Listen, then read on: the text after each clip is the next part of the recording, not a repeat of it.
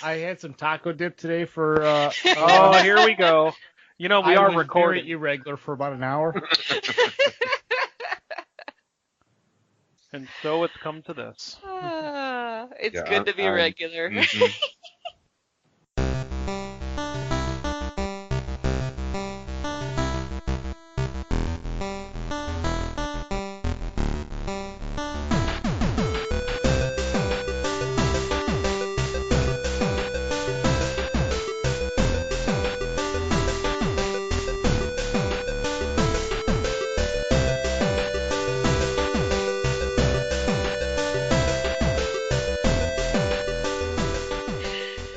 Oh, boy. All right. Well, let's start the show. Good evening, everybody, and welcome to the Controller Throwers podcast. This is podcast episode number 99, and no, we have no balloons that are red to celebrate. But if we did, they'd be 99 Luft balloons, yes. Okay, thank you. It's an 80s.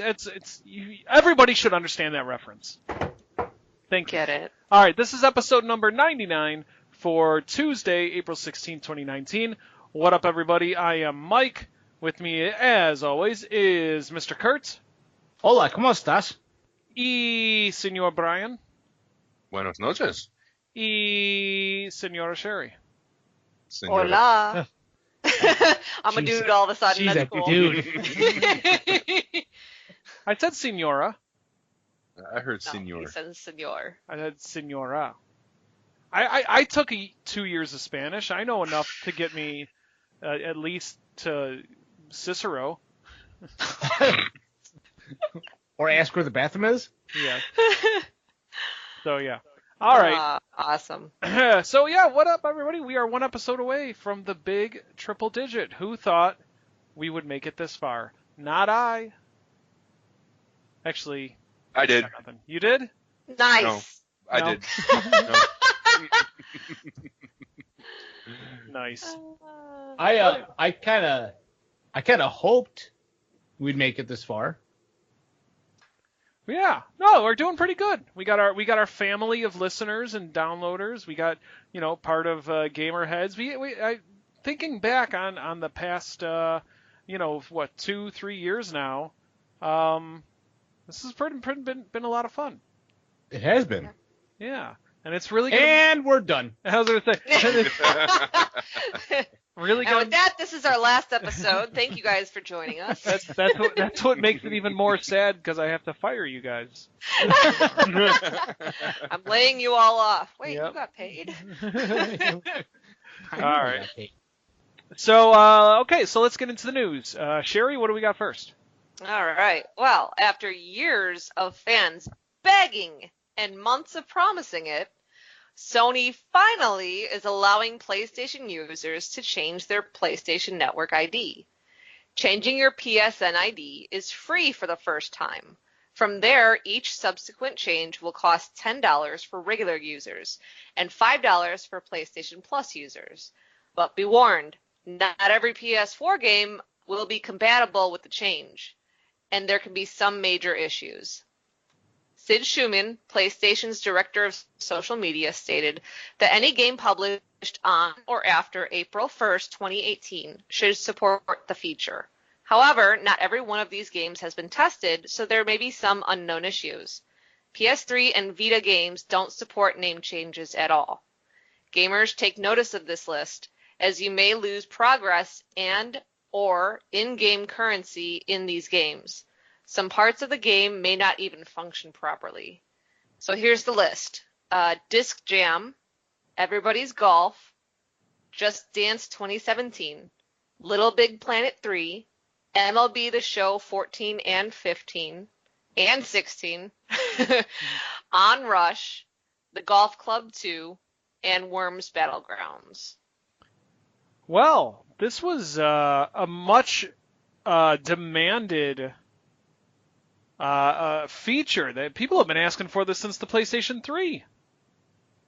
I don't understand why a name change is going to erase everything. Does a name change on Xbox erase progress? No, nothing I've heard of. I don't understand what what the deal is there. They've been able to. It's actually funny because I was going to say, since you're our tech expert, if you could explain why that would happen. Yeah, tell The us. only thing that I could think of is that for some reason there's like a hash, like a random numbers and letters sequence that when you change your name, that changes. And Sony just doesn't have or doesn't want to write the code to say, hey, this hash used to be this hash and transferred over. I don't know. I have no idea. That's just so weird. There should be a 1 where there's actually a 0. Yeah. Or Yeah. something. Right. But that's just dumb. I'm not changing my name, though. Oh, I'm not. No, I'm good. Same. Good old Nope. good old Pezman Mike is going to stick around for a long time. So, but They yeah, do it, never trust them. and especially now, especially since the golf club too. I mean, I don't even know what the issues would be, but I'm not even going to let that happen. I can see like some things like with the in-game currency or things that you may have bought that might be linked to your account, but I still don't see how, like, if you're a PlayStation Plus user, how a name change linked to that account can't just save everything. Hmm. So yeah, I mean it baffles me. I'd like to know why, but I have no intention on changing my name either, so I really don't care. Yeah. Yeah, an Yeah. account is an account is an account is an account. It doesn't matter. I mean, if all the games point to a single account, but the name of the account changes, it doesn't matter. It's still pointing to that account. Yeah. Right. So it's Well- just so weird. Yeah, it is. But at least Sony's looking in the right direction. Yeah. Finally. Well, in other PlayStation news, Wired has given us our first official look at the PlayStation 5. Oh. It's sounding to be quite the beast of a system, with a big jump in graphic fidelity and processing speed. So here's what we know so far, and I'll try to, dumb it down for some people out there. Thank you. You're welcome. He was talking about me, but that's okay. So the CPU is a third generation of AMD's Ryzen line, which has 8 cores of their 7 nanometer Zen 2. So basically what that means is that English, please. Yeah, Yeah. please. so it's a third generation Ryzen processor. It's just a faster processor than what has ever been put into a gaming console before.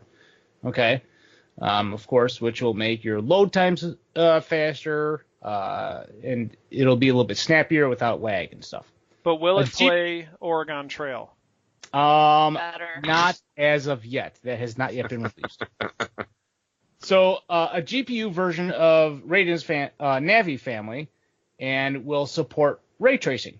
So basically what that means is, of course, faster processing, and ray tracing is just better graphics. Ray tracing is this is what they're saying is going to be like one of the biggest things to notice with the PlayStation 5's graphics, because they do ray tracing in movies, and it's still, games are not powerful enough to have ray tracing yet. But with the PlayStation 5, they're saying that if it's going to have it, you're really gonna see a difference. So Yes. it's just it's what you're translating that to is updated graphics. Yes. Okay. So Well, plus it you're will look also realistic. plus you could also take a pen and make an outline of that guy from the Ghostbusters. Ray tracing. Somebody please take him out to the pasture. He's done. And then the first one you mentioned is basically then when we get a brand new game, it's not going to take us 12 hours to upload it. No, that's internet speed. Okay. That's all Sony's problem with their back-end servers. Okay. I don't think So that's then- ever. I don't think Sony has How- a problem with their back end. That's all I heard. I'm sorry. So then what is that first? What is the third gen AMD's Ryzen line? What is that one then? it's just faster processing. So like, think of Mike's Potato, right? Mike's Potato really didn't do well with Skype and didn't do well streaming, and it it just couldn't handle everything happening at once. So Mike had to get rid of his potato and buy a new potato, which was a faster potato, so it could like do more potatoing. All right. And like faster. potatoes. I'd appreciate if you wouldn't badmouth my potato like that. Sorry. Sorry. So that's basically what it means, is that it's just everything that processes or that actually everything is faster. I'm trying to make it dummy down to you. It's just faster. All right. That make sense? The silence says more than words ever could. I mean, I guess. You can actually hear the gears turning. Or lack thereof. I think mine is more of just. He asks a question, he just completely blocks me out. He's like, yeah, whatever. So they will also have a custom unit just for 3D audio. Okay. So basically what that means is that instead of just having the audio like built into everything else that's going on, they actually have a separate section dedicated just for audio instead of just like it's hard to explain, not knowing computers. It's gonna sound better. It sounds better. Headphones are the best way to experience it. You're gonna just get a much better sound, much richer sound. It'll support up to 8K graphics, which, wow, that's pretty amazing because there's not even 8K TVs really out there unless you want to, give your firstborn child for it. I would do it in a heartbeat. She didn't even have to think about that one. Minus Sherry's kid. Yeah. So 8K graphics, that's pretty awesome. I mean, you could take a look at the leap that it was from 1080 to 4K. Well, double that again, and that's 8K. So wait a minute. So what you're saying is that 8K is double than 4K. That's incredible. I did not know that. I think I did. Yeah. Well, okay. All right. So it will be compatible with the PlayStation VR, which is good because, like I said, I want to see more VR. And with the third generation AMD Ryzen line and the new GPU and the custom audio, and 8K, I think this would be like a really good, huge leap for VR. It will be backwards compatible for PS4 games, which is awesome, right? Yes. That's amazing. Just trade in that PS4. You can trade in that PS4 to get a PS5. I just Yep. got it. I have one thing I want to say about that. There have been rumors that they were going to be backwards compatible all the way to the PS1. That's a rumor. They haven't officially. I don't know if they've officially. So yeah, I'm excited about that, but I'm really more excited about some of the older, PS2, PS3 games. Yes. So I'm hoping that this is just a tease, and I'm hoping that they will say we're going all the way back to PS1. If they had a way, well, since it has that that third generation AMD processor, and that could be a possibility. I at least cross my fingers, because what you have to do is with the disc game, you have to emulate that old system's hardware. So maybe that's why they have that third gen AMD in there, because maybe they're actually going to try to emulate the older hardware, which would be amazing if they can. So I would love it if they went all the way back to PS2, PS3, or even the original PS1. Yeah. That'd be awesome. Yeah. The biggest news, as Brian kind of touched on it a little bit, it will include an SSD for faster load times, right? That doesn't necessarily mean faster download times. That just means while you're playing the game and you see that little gear turning in the lower right-hand corner or something like that, it's going to be faster, okay? It will have a disk drive. So those people like Mike that love to have a physical copy of something, it will have a disk drive, so you can still pick up that physical copy at your Nugget stop. It will not put them out of business, and you can play your games and have a box and look at it while you're playing the game. Although it will not launch in 2019. Yeah. not a I mean, yeah, I think we all kind of knew that. Yeah, but I'm excited. Like Oh, for sure. like with this news coming out, I don't think I've really been super hyped about a PlayStation system coming out as much as I'm hyped for this, because that information right there with everything that's going into it, I really want them to go backwards compatible all the way to the PS1. Yeah. So one thing amazing. I did hear too that wasn't added in this is a potential, based on everything that they've listed so far, a potential starting price point is of $500. Does that change anyone's mind on this, or as everything that's listed here so far say it's worth 500?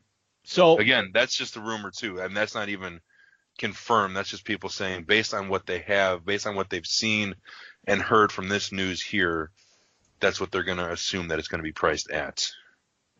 So with support for 8K, with VR, I mean, PS4 is VR, but with ray tracing, to support ray tracing on the GPUs, that AMD processor, I'm telling you, 8 cores, that's pretty awesome. And an SSD instead of a traditional hard drive, it actually might be, well, okay, let me put it this way.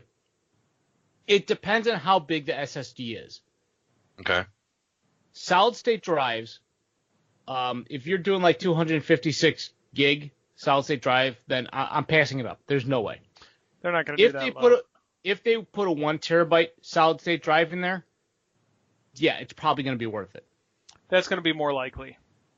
But it's going to be worth it because the technology in 2 years or a year, yeah, I think it's going to be worth it. I think it will. We're just going to have to wait and see. Because especially if it goes all the way back to PlayStation 1 as far as backwards compatibility.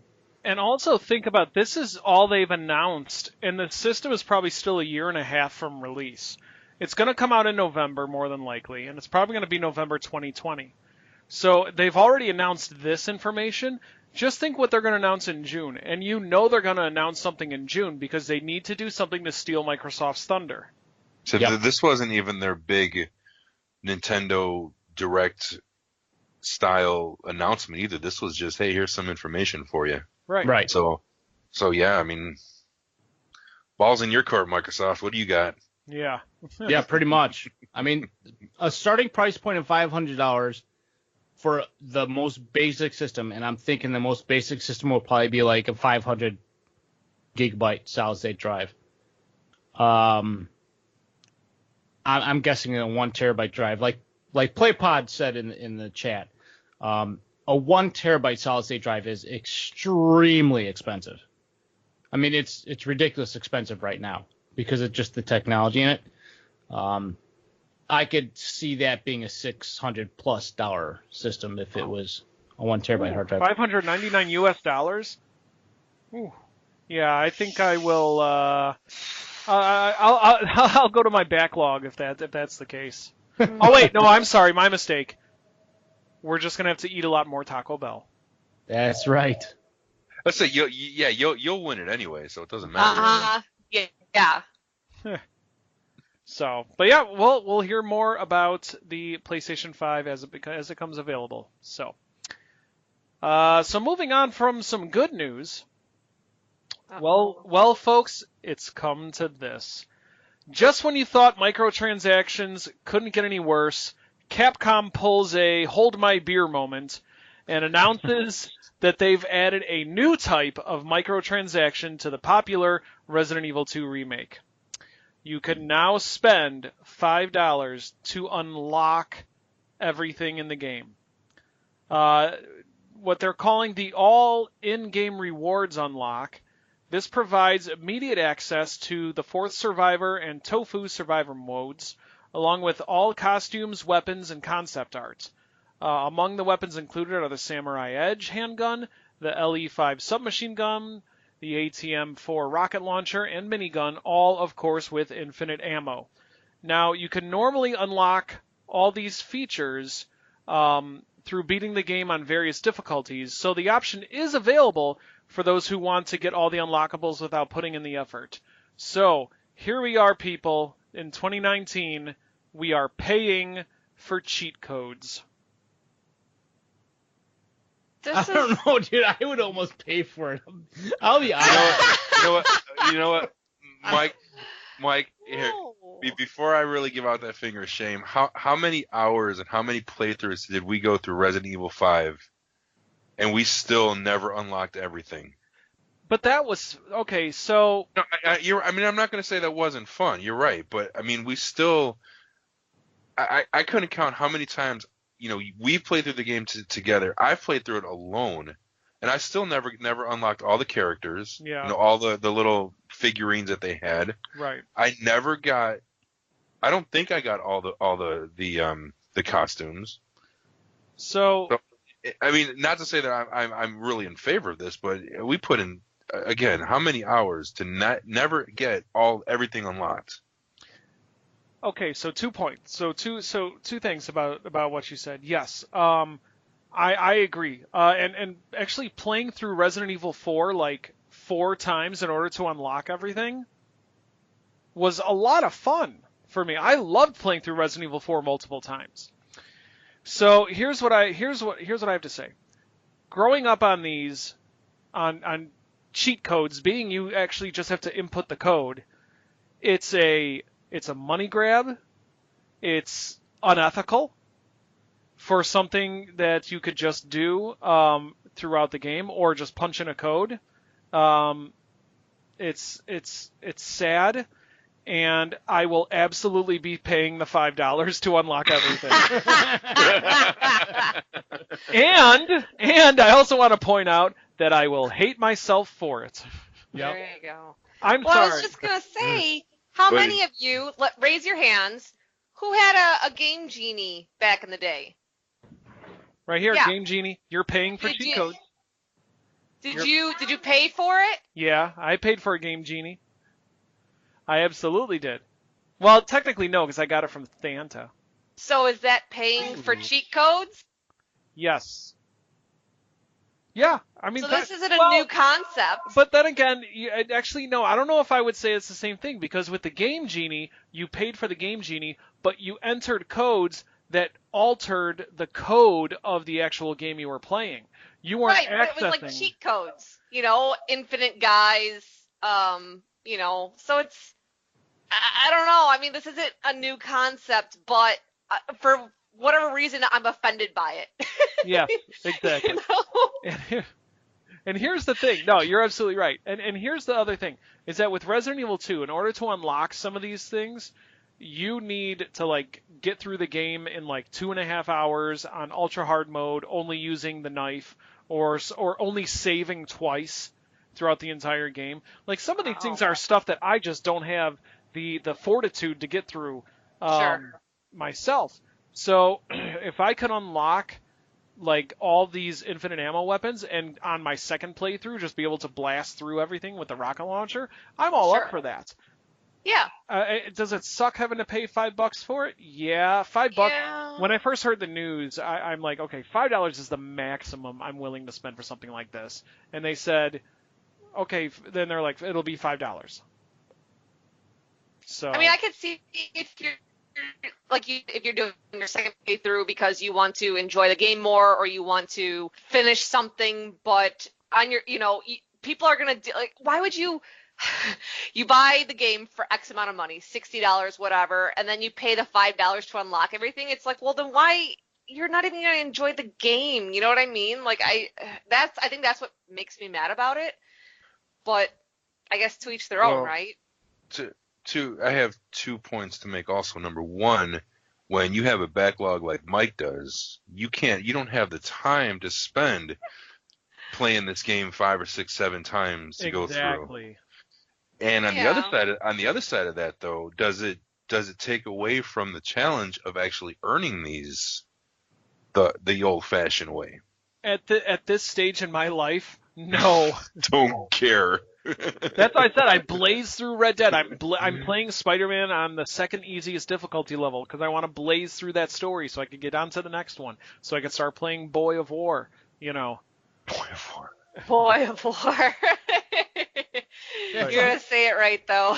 Yeah. That's like the original Boy. Doom. Boy. Like I've gotten so far in the original Doom that I got to a point where I was destroyed all the time. I had to put in the God mode cheat code. Yeah. Or the no clip cheat code, like I had to do it just Right to through get those past walls. just to get past a certain section, Yeah. Sure. Yeah. So Yeah. To pay $5 to get unlimited ammo, yes, thank you. Yeah. Okay. So we're all in agreement that it's kind of a shady practice, but we're on board. Yeah. Unfortunately, because I really hate microtransactions, I can't stand them. Yeah. But it's one of those things where it's like, yeah, I might pay for this one. Yeah. So, all right. Well, Microsoft has announced when they will be airing their E3 press conference. You can expect to see the event on Sunday, June 9th at 3 p.m. Central Standard Time. Other than that, Microsoft hasn't really shared any information about the presentation, but we are all expecting to see information about their next-gen console. So Are we getting Now. Sherry? Are we getting together on that day like we did last year?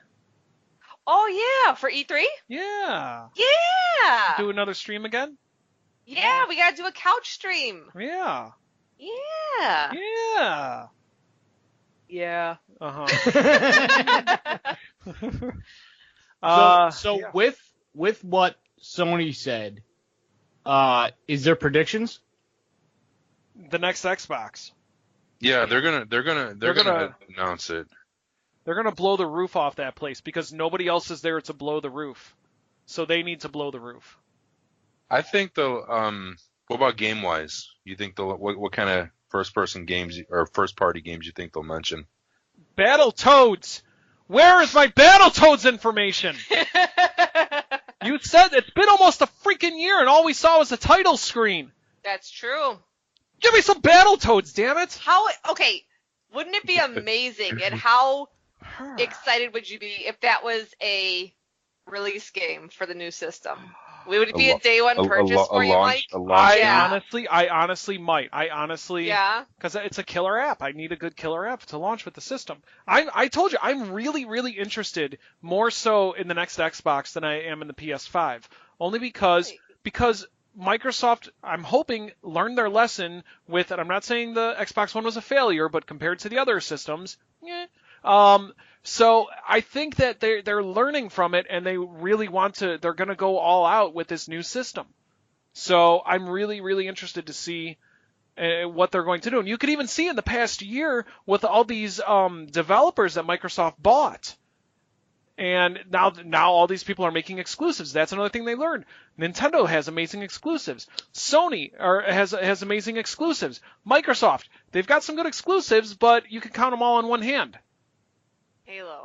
Halo, Gears, Forza. Crackdown. Forza. Crackdown. Yeah, I mean, so it's, I don't know. I think they have a lot to show. They have a lot to prove. So I'm curious to see what they're going to do. So, but you can tune in right here on the Controller Throwers. We'll all have a viewing party where we'll all chat, just like we did last year. Lots of fun. Yay! It was fun. It was, yeah. And we had special graphics. Yes, we did. Yep. It's like, oh, That's true. cool and stuff. All right, so I wanted to fire off a few more quick news bulletins here because we got a lot. There's a ton that came out today, and I don't want to wait until next week. So everybody just shut up and listen for a minute. Yes, sir. Speaking of Microsoft, they officially announced the diskless Xbox One S system. Wow. That's going to come out on May 7th. It has a copy built in, so there's no drive, so you can't put a game into it. But it's going to come preloaded with Sea of Thieves, Minecraft, and Forza Horizon 3 for the price of $250. Ooh. No, ooh. Ooh, that's terrible. In my opinion. That's Why? terrible. The Xbox One S all digital, thank you. Yeah, aka the Xbox One sad. Here's why. And it comes with a 1 terabyte hard drive too. But you can get on Black Friday a regular Xbox One S for $200. You could get a better system for less money. There's systems right now that are on sale. I think like the NBA 2K19 system comes with NBA 2K19, has the 1 terabyte hard drive, and you could get it right now on Amazon for $250. I think there's another one on sale for $220. Why would I pay more for less of a system? Because it comes with 3 games, I But guess. it- I think but it- that's what they're... And a terabyte hard drive But the other systems have terabyte hard drives too. for that price? And Yeah, The 3 games you're talking about are what, $20 games each? probably, yeah. Because they're Yeah, I on don't- Forza Horizon I don't know 4 about- now, right? Yeah, I don't know about Forza, but I mean, Minecraft and Sea of Thieves, I'm sure you can get I'm sure you can get for $19.99. Yeah. So I don't know. I actually was considering getting this digital system. If it was $150, I would be much happier with $150. I'm not going to pay $250 for that. I'm sorry. I was sure just it going to wasn't a ask typo? you. Yeah. Yeah. Oh, I'm positive it wasn't a typo. I was Okay. flipping out when I saw it. I was like, what? Brr. So, one other quick question about that. Do you think if like already Xbox One owners, would they be able to transfer their games or their saved information to a diskless system? Is there something set up for that, or did you just lose everything, every disk you have? No, you could back up all your data. Like every Xbox system has a USB port, just like the PS4. An external. But okay, all right. Yeah, and you could actually back up all of your save game data and everything onto a flash drive or a hard drive or whatever you want, and you could transfer that to the new system. There's ways to do that. I've done that with mine. yeah, but what And Brian is saying, it wouldn't have to. I mean, you wouldn't require the disc to play it. that's the thing. That's what Brian is saying. He's saying, what if you have a whole bunch of games and you buy the digital system? Yes. You cannot play that. I technically have Red Dead Redemption 2 saved on my external hard drive, but I still have to have the disc in the system to play it. So Microsoft is going to be offering, from what I understand, I don't know if they officially announced it, but from what we understand, they're announcing a system where you can go into a Microsoft store, hand in your Xbox One game, and they will, and give them, I think, $5 or something, and they will give you a download code for the same game. What up, But you have to give them $5. Yeah, You already bought it. I think so. That's Yeah. So, I don't know. But also Microsoft announced the Xbox Game Pass Ultimate, which includes Gold, Xbox Live Gold, as well as the Xbox Game Pass for the low price of $15 a month. I think that's not a bad deal. That's doable. I can handle that. To get Xbox Gold and the Game Pass for that much. how many games do they have on the Game Pass now? Like over 200.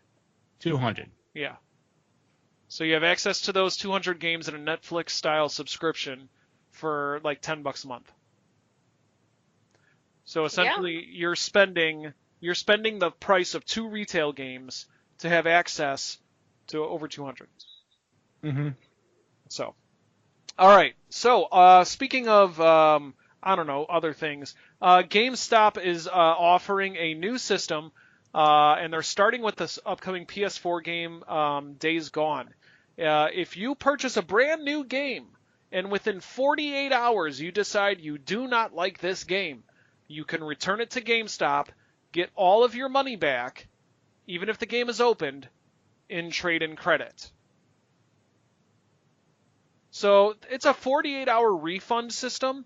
You don't get your actual money back, but you get basically store credit for it. Which, I think that's actually a pretty good idea.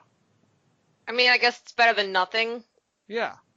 I've made an argument that if I've bought, I mean, this is going all the way back to CDs. If I bought an album or CD that I opened and didn't like, this is before iTunes or any downloadable stuff, that I can't go back to the store and say, hey, I did not like this CD. Mm-hmm. Or same with movies.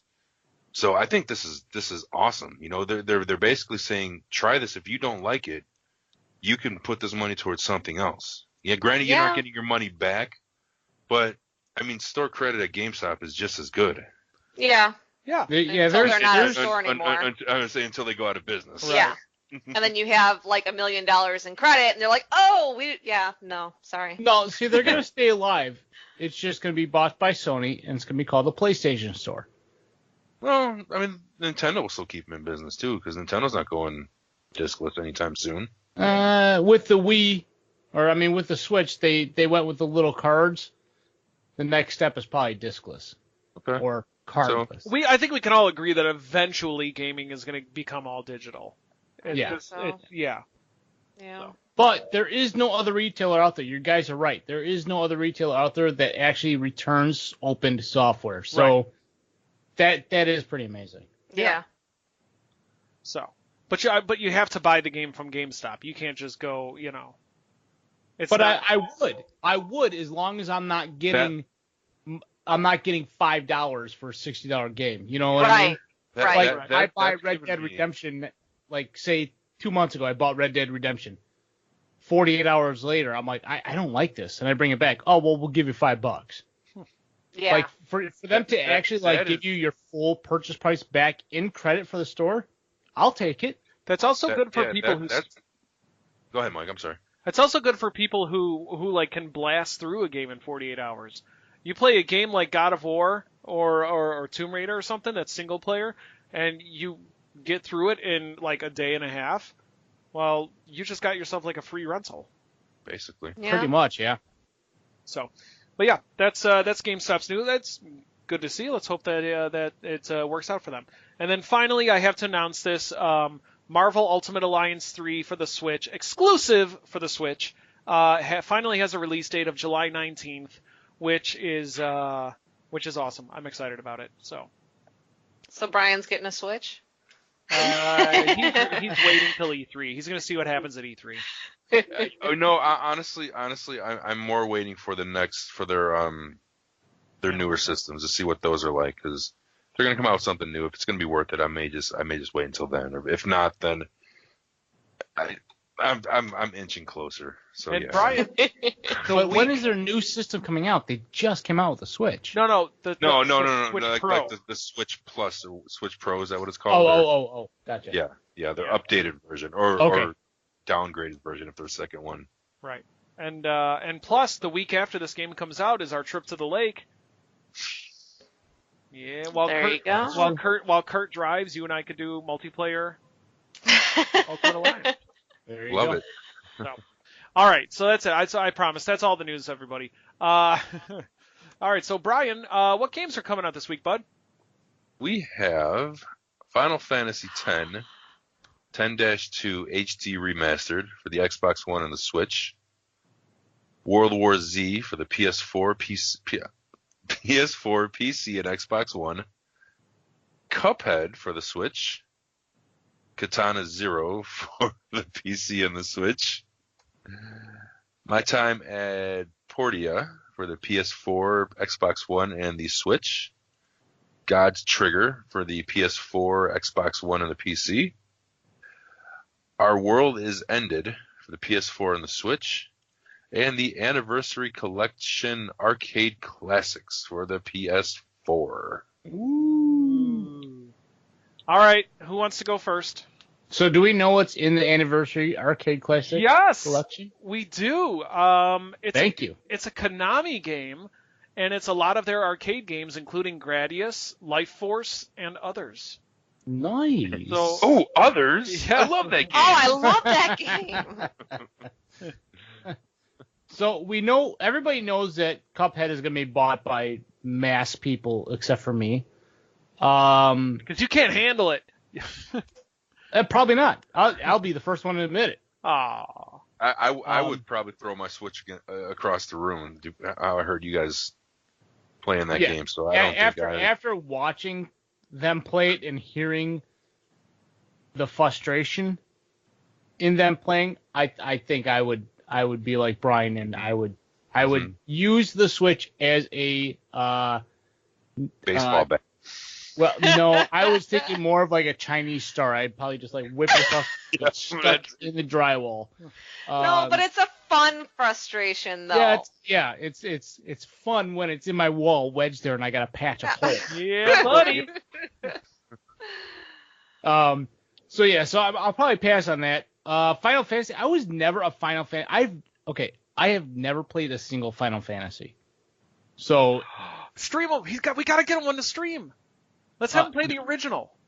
no. So that's probably a pass. World War Z. Not much. I mean, I think Anniversary Collection is like the only thing I'm really gonna kind of look at, you know. Okay, so here's the games that are coming out for the Konami Arcade Classics: Haunted Castle, Life Force, Gradius, Scramble, Thundercross, Twinbee, Typhoon, and Gradius 2. So, there's that. There's a couple good ones in there. Yeah. All right, Sherry, what 2 games are you going to get? I'm actually not going to get any of them. Oh. But because I already have Cuphead, I'm not going to buy it again. But I know that like a lot, like my brother who doesn't have a PC or an Xbox has been looking forward to Cuphead coming out on the Switch for a long time. So like I'm excited about that, like for people like that. Yeah. And then my favorite game is on this list of all time. Final Fantasy X is my absolute favoriteest game ever. The storyline, the characters. It was the first Final Fantasy I ever played, and I loved it. I still love it to this day. I have the HD remake that came out a couple years ago, so I have a copy of the original game for PS2, and then I have the one that's for PS3. I don't want to buy it again. It's my favorite game, but I just not doing it. Even though it's for the Xbox One and the Switch? Well, there's no Switch, handheld Final Fantasy. Yeah, but I think one of them is a download code. Yeah, I would rather play it on Sony. So, but if you've never played a Final Fantasy, I highly recommend it. Okay. I'm excited for Cuphead, but unfortunately I'm not going to get it because I'm waiting for the physical edition. Ooh. Let's see. That's it. Anniversary Collection, yeah. Anybody else? Anything interesting to anyone else? Brian? No? You're all good? All right. No, I'm good. All right, sounds good. Fantastic. All right, so that's it for the games coming out this week. Brian, thank you for providing the information. Now let's get into our retrospective. And for those of you who don't know, the retrospective is the part of the show where one of the controller throwers is assigned a game, a retro game. Retro meaning, of course, the game must be 15 years old or older. That controller thrower's responsibility is to research the game, find out everything they can about it. If they have a chance, play the game, and then come back the next week and tell everybody all about the retro game that you were assigned to. Last week, I spun the wheel of fate, and I was assigned Player's Choice, which means I get to pick my game. Yeah. Cheater. So Cheats. I know. I know, right? So I and I gave it I gave it a lot of pondering, you know, a lot of musing, a lot of reflection, and I thought and I thought, you know, some games with interesting backgrounds, interesting stories, things like that. So what I picked for my game is a game that came out in 1987 for the original Nintendo, of course. It is a game that featured a real person, and in order to win the game, you actually have to defeat this real person as the final boss. So the game that I've chosen is a little game called Mike Tyson's Punch-Out. Yep. So, yes. Exactly what I thought it was. Yep. So I picked Mike Tyson's Punch-Out for my retrospective. So let me tell you all about that. Mike Tyson. Okay, so Mike Tyson's Punch-Out is a boxing sports fighting game for the NES, developed and published by Nintendo in 1987. Years later, of course, as we all know, it was rebranded as just regular Punch-Out, and as well as Punch-Out featuring Mr. Dream. I'll get to that in just a moment.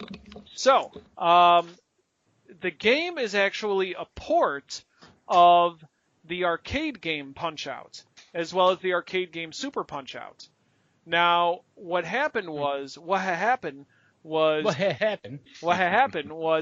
Nintendo could not make the NES game similar to the arcade, so they couldn't do a straight port due to the limitations of the NES. So, in the arcade game, your boxing character is either transparent or has like a wireframe, so you can see through them. So instead of making the player wireframed like in the arcade game, they made him much smaller so you can see what the other boxer looks like. So and due to this, that's how they ended up giving the character a backstory, naming him Little Mac, doing all that stuff. So one of the big questions is why did Mike Tyson get involved? So what had happened was Nintendo of America's founder Minoru Arakawa attended a boxing match featuring Mike Tyson. So while he was watching Tyson fight, he was so surprised with Mike Tyson's power and skill, he was inspired to use Tyson's name and likeness in the game. So the rumor is that Tyson was paid. Tyson was paid $50,000 for a 3-year license for his likeness, and this was before he became so widely known. So this was like right around the time he started to pick up and he was starting to become a household name. But so they were able to get a really good price for using his likeness. So in Punch-Out, it features your boxer, Little Mac, fighting within the ranks of the World Video Boxing Association.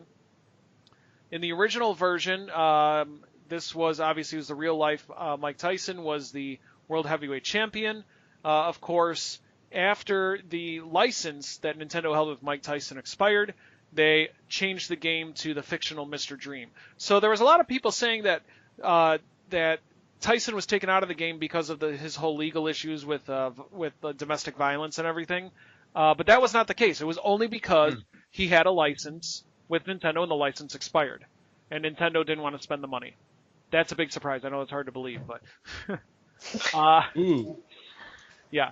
So it's a boxing game in which you are fighting against colorful other boxers, characters, and you can win a round either by knockout if they can't get up within 10 seconds, technical knockout if you knock them out 3 times in a single round, or by decision if the bout lasts 3 full rounds without a clear winner. So here's the cool thing I found out. In order to win by decision, it's not just, I always thought it was just a random thing.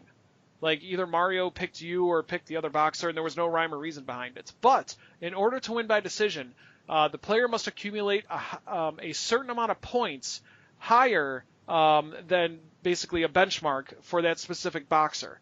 And you get those points by punching the opponent and knocking them down. So, and that, of course, it varies from one boxer to the other. So there is an actual reasoning for a decision. Little Mac can only get up 3 times during any one bout. If he's knocked down a 4th cumulative time, he's unable to rise and will thus lose by knockout. When Mac loses his first bout to a ranked opponent, he'll have a chance to get a rematch. However, if he loses a title bout, he will fall in the rankings.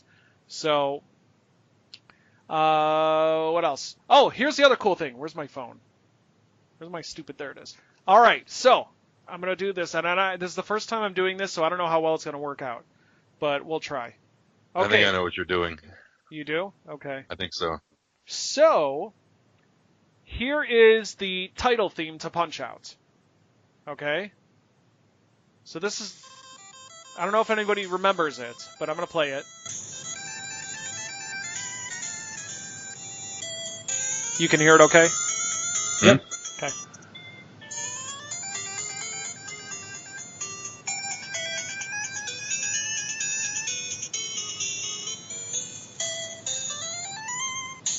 All right, so that's the original Punch-Out theme.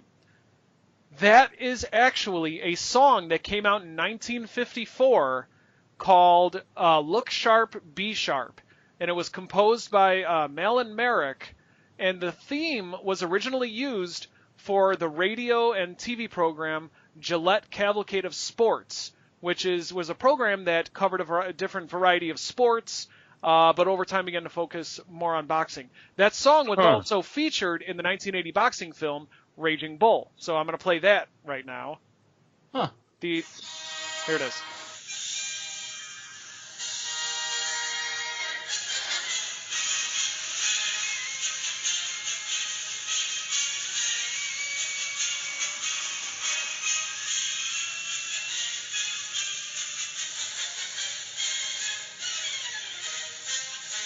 So yeah, so I thought that was really cool. That I thought it was just like an original Nintendo, composition, but no, it's an actual like song from. I actually thought that was a generic one that they've used for a lot of their different games. Yeah. Interesting. Yeah, so that's actually like somebody else's. I thought that was so cool. So the game was released a whole bunch of times. It was released on the NES, of course. It was released on the Wii's Virtual Console on April 16th, 2007. Wait, that's today, right? Today's the 16th. Yeah, interesting. Okay. Wow, well, happy anniversary. Yeah, happy anniversary to Punch-Out! It was released on the Wii's Virtual Console April 16th, 2007. It was released on the 3DS Virtual Console in March 2012. It was released on the Wii U's Virtual Console on March 20th, 2013. And it was released on the NES Classic Edition, and it was also released on the Nintendo Switch Online subscription as of April 10th, 2019. And finally, the part that Brian loves, it was one of the hardest games to collect. In what game, Brian? No? It was Animal Crossing? In Animal Crossing. And the GameCube version. Yep, in the GameCube version of Animal Crossing, you could actually collect this game and play it on your GameCube, but it was one of the harder games to find. Wow. Yep. The game received very favorable reviews. It was named the 17th best game in Nintendo Power's Top 200 Games list. It was the 6th best NES game in Nintendo Power's Top 200 NES game issue. Games Radar ranked it 11th in their top NES games of all time. The game sold more than 2 million copies. It also released a couple sequels. There was Super Punch-Out on the Super Nintendo, as well as a Punch-Out reboot on the Wii. And as we all know, Little Mac appears in Smash Brothers, first as an assist trophy, but then in the Wii U and 3DS versions as an actual fighter. So, I loved this game. This was one that I could not. This is one of the things growing up, like when you only had your parents are like, no, you can't have games, which is probably why I've got this mental thing where I have to buy more games than I have time to play. My parents are like, no, you have 4 games, that's enough. But one of those games was Punch-Out, but it was one of those games that I could just play over and over and over again. Nice. And I'm assuming everybody here played it too. Oh yeah. Yep. I've played it, yeah. So yeah, it's so if anybody ever has a chance or has never played it, some of our younger listeners, it's a really great game. It's like a puzzle game. It really is, like, because you need to know when to dodge, when to hit, when to punch them so you can get that star punch, so you can get that uppercut. And each fighter had a different technique on how to hit them. Yep. So yeah, I mean, you had to know. You didn't just go in there and just swing wildly. You had to know your opponent and know what to do and how to dodge, what to look for. Yep. Yeah. Mm-hmm. Yeah. So it's PlayPod says it's a very trial and error kind of game. Exactly. Yeah. Yes, and absolutely, Jess. You need to know when to hold them, know when to fold them. Yep, exactly. So the game did have some controversy in it due to the stereotypical characters, but it wasn't anything major. It's not like people were calling for the boycott or something like that. So nowadays they would be. Oh yeah. These days it would be, people would be flipping out. I was able to beat the game once. I beat Tyson once on a decision. And I remember, Really? Nice. and I remember it to this day because I was not expecting to win. I fully expected, you can never beat Tyson by decision. But sure enough, I made it through all 3 rounds, and I was, when it's a winner is Mac, and I'm like, I got it. So yeah. My favorite boxer was always was and always will be King Hippo. I love King Hippo. I even dressed up as King Hippo for Halloween one year. Yes, I remember that. So yeah. Do you guys have any comments about Mike Tyson's Punch-Out? Where's the picture of you dressed up? We all want to see it. I don't know where it is. I've seen it. I've seen it in person. It's Yeah. burned into my retinas. I'll have to look. I don't know. I'll ask Jamie. Jamie was she was Daisy. I'll reach out to her. I'll see if she has a picture still. Okay. So, but yeah, it was. I loved. And you remember when we were at C2E2 when I saw the 2 people cosplaying as Little Mac and Doc? That's what I thought you were going with going for with your phone. Oh.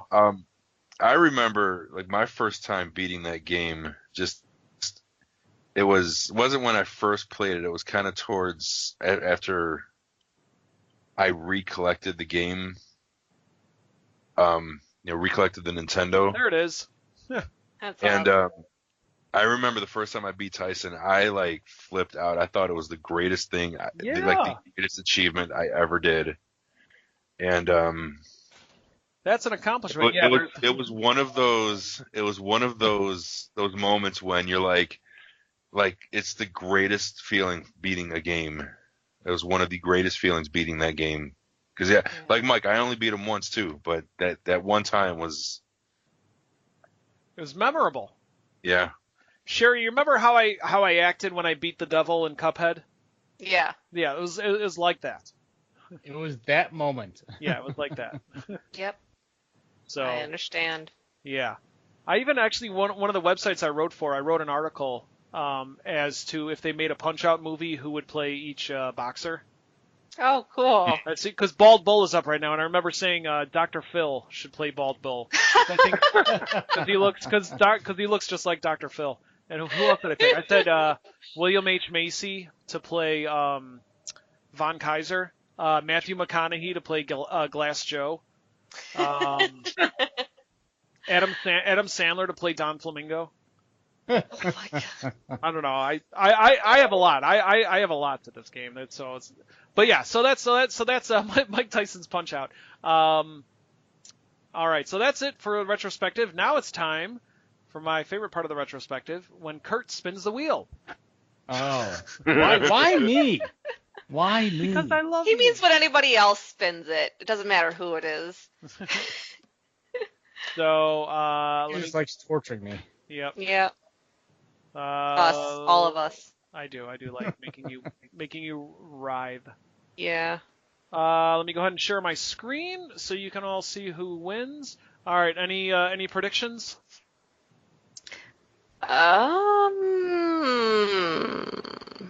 Cruising USA, because it's been on there forever. Okay. Yeah. Sure, why not? I have no idea. Okay. I'm gonna hope for Fire Emblem. Oh. All right. Here we go. We're going for a spin. God no. Spin it. Okay. Here we go. Oh my God. Wow. Of all the games that it could have landed on, it had to be Kurt's Beautiful. favorite game of all time. Okay, so is this just like a thrower's choice? This might as well be throwing. Landing right? Yeah, right. It might as well be a thrower's choice. So Kurt, That works out though. your game, your retrospective assignment for next week is the classic 4-player arcade game, Gauntlet. Yay! We should play Kurt. I have Gauntlet on my PC. Yeah. Not the old one, but Well, no. it's a retrospective, so it's going to be the old one. So Yeah, but it's the same thing. so Stop messing with the plan. it's going to be now. I'm going to ask the rest of the throwers: is it Gauntlet or Gauntlet 2? I'll let you choose. You could do Gauntlet 2 or Gauntlet 1 if you want. There's whatever Okay. one you can get more information on. Okay. Choose the better one. It is the better one. Is Gauntlet like Gauntlet? Yes, Gauntlet is a lot like Gauntlet. It might be.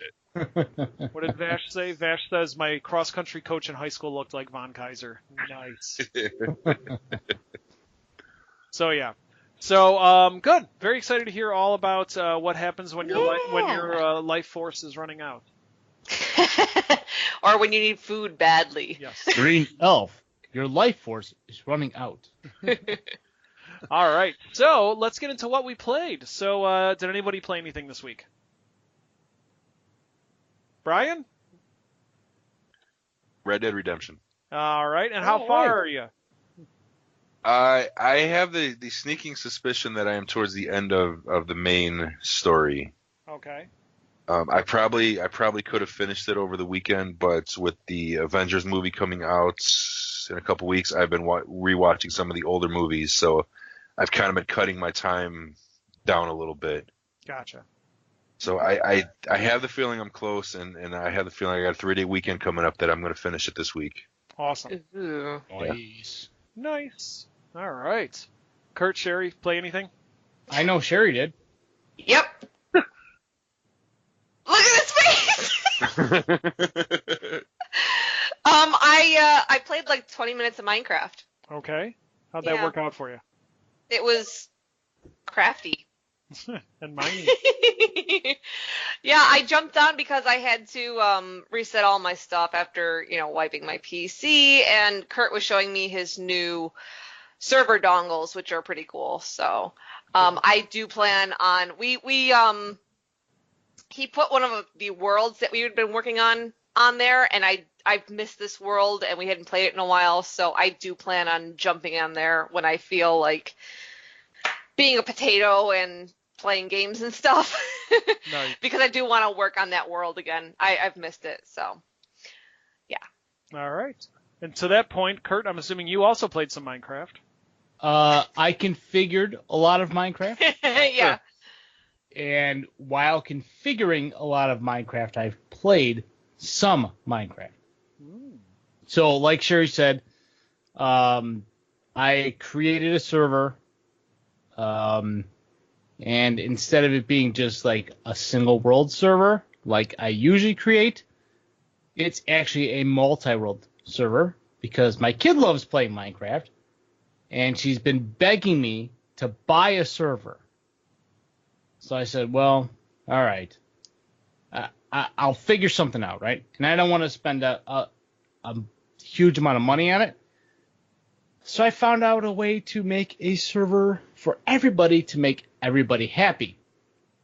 So not only is there Trust and Craft on there, there's also my kids' craft server on there. There's also a creative world on there, so you can go there, do pixel art, do whatever you want.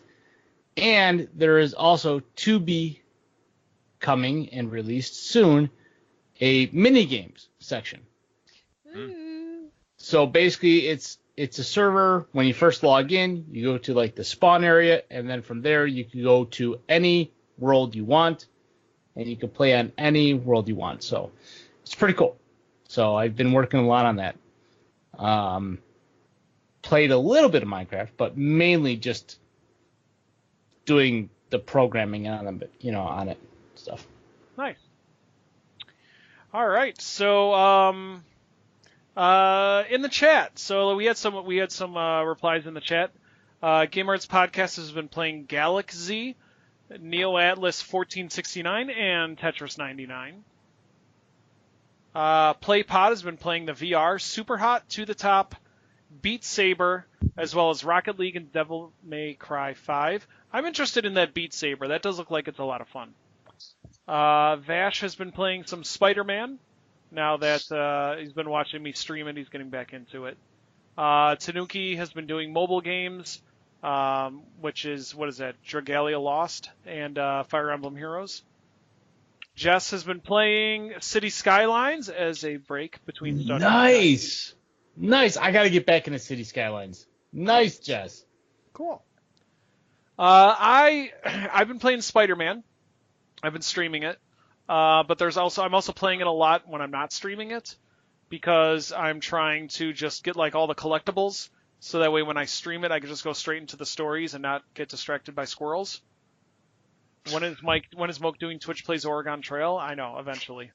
I also am also playing Yoshi's Crafted World on the Switch, which is so adorable, but it's also like challenging. It's a really good challenge. Like it's a relaxing 2D side scroller, but at the same time you need to be paying attention and thinking because there is so much hidden stuff for you to get throughout the worlds. So I'm really enjoying it, and I haven't even tried the multiplayer yet. Oh, nice. So Yoshi's Crafted World, I've been playing that. I played something else. Kurt's shaking his head yes because he knows what's coming. We had a blizzard on Sunday. I'm not talking the delicious ice cream treat. Although I wish it was. Yeah. Right. So Boy and I, we went to we braved the weather and we went to go visit our friend Nintendo Mike at Best Buy, who works for Nintendo, because he was demoing the Nintendo Labo VR kit. That's right, I forgot. So I got to play Nintendo Labo VR. So, yeah, I did play the game. I may or may not have purchased the game after playing it. Oh, God, Mike. It was, I gotta say, I was surprised. And look, I am in the same boat as you guys. I'm like, oh, who's gonna pay, all that money for cardboard? But That guy. it's apparently it's me. But what I did was, so he had different setups, and the one that really sold me was the blaster, and it's a shotgun. You're putting together a shotgun, and you slide the switch in there, and you put the shotgun up to your face, Oh, wait. No, What? not this. No, not like. No, This is not Kurt Cobain the game. Okay. Okay. Oh man. All right. I was gonna say. Yeah. That's why I went Looney Tunes route with that. Yeah. No. Ouch. No. Oh my god. There you go, Nintendo. Yeah. So no, you point it away from your face. But it was like, yeah. So I was playing an on-rails shooter, where you're shooting like alien blobs or something like that. But for the VR, it worked surprisingly well. Now it's not like the PlayStation VR, and it's not like I was getting motion sickness, or it wasn't like, oh my god, this is the most amazing thing ever. I have the Samsung Gear VR. It was similar to that, and the Gear VR works very well. So having played it, like, I was like, wow, like this is like so much better than I thought it would be.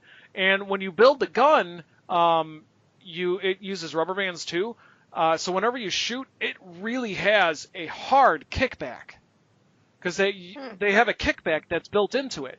So every time, so you pump the shotgun, you press the trigger, and then that it causes the rubber band in this plastic piece to go flying back, and there's your kickback in the gun. They also have a really cool one that's a camera, and you take pictures with the camera like underwater, and that looked really nice too. So we ended up getting it. I got it. Seriously, it was $32 for the blaster kit. And to me, like I've spent, that's how much like a Game Boy Advance game was, or a DS game. Like, I could do that,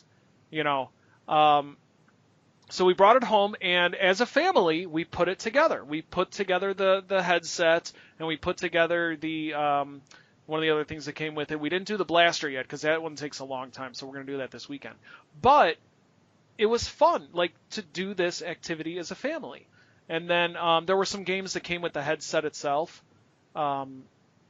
So it's my wife was playing it and she was cracking up at all the stupid stuff you do in it.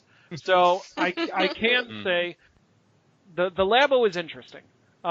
Yes, it is cardboard. Sure, you can reinforce it and like decorate it however you want with like duct tape and stuff. That's still totally up to you if you want to do that.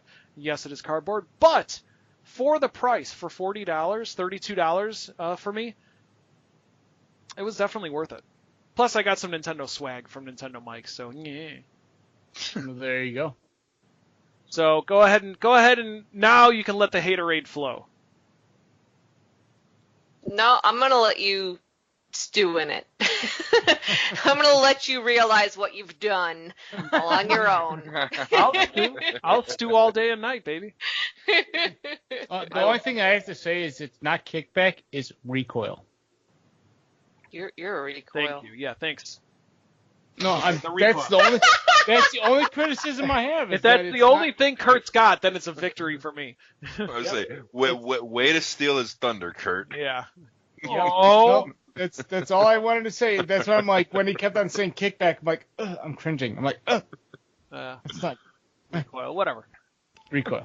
But then I also we stuck around for a minute because there were some other people there, and I just wanted to get their reaction. And it was the same thing. And it was always this. It was for every single person that I saw play it, which was like about 3 people because of that blizzard. So was Tanuki there? No, Tanuki was not there. Okay. Fatal Frame. That would be awesome. So every single person's reaction was the exact same. They were not expecting it to be as good as it was.